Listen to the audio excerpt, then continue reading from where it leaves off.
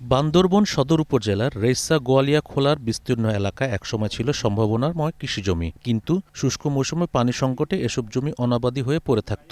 সংকট নিরসনে টেকসই ক্ষুদ্রাকার পানি সম্পদ উন্নয়ন প্রকল্পের আওতায় ২০২৪ সালে এলজিইডির অর্থায়নে ৪,১৭,০০,০০০ টাকা ব্যয়ে নির্মাণ করা হয় ৪টি আধুনিক সুইচ গেট। স্থানীয়দের অভিযোগ, ঠিকাদার ও এলজিইডি কর্তৃপক্ষের যোগসাজশে নিম্নমানের কাজ করায় এসব সুইচ গেট এখন প্রায় অচল।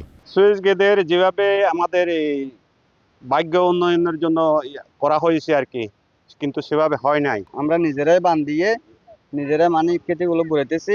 সুইচ গেটে কোনো উপকার নাই। আর বাজেটের সাথে সম্পৃক্ত ছিল, তাদেরই লাভটা বেশি হয়েছে কৃষকের উন্নয়নের সাইডে। নিরুপায় কৃষক বাধ্য হয়ে আগের মতো নিজ উদ্যোগে বাঁধ দিয়ে সেচ দিচ্ছেন।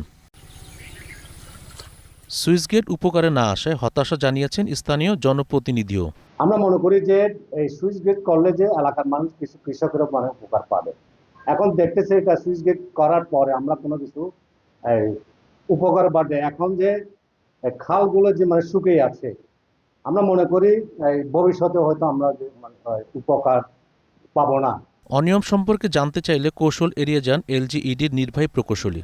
এখন যেহেতু শুষ্ক মৌসুমে তো কম পানি থাকে, এখন তারপরেও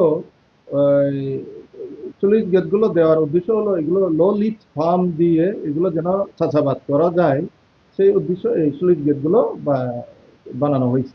4টি সুইচ গেটের নির্মাণ কাজ চলতি বছরের জুনে শেষ হওয়ার কথা। প্রকল্পটি বাস্তবায়ন করছে ঠিকাদারি প্রতিষ্ঠান নূর সিন্ডিকেট ও MMM traders. Iftekhar Mahmud, green news desk.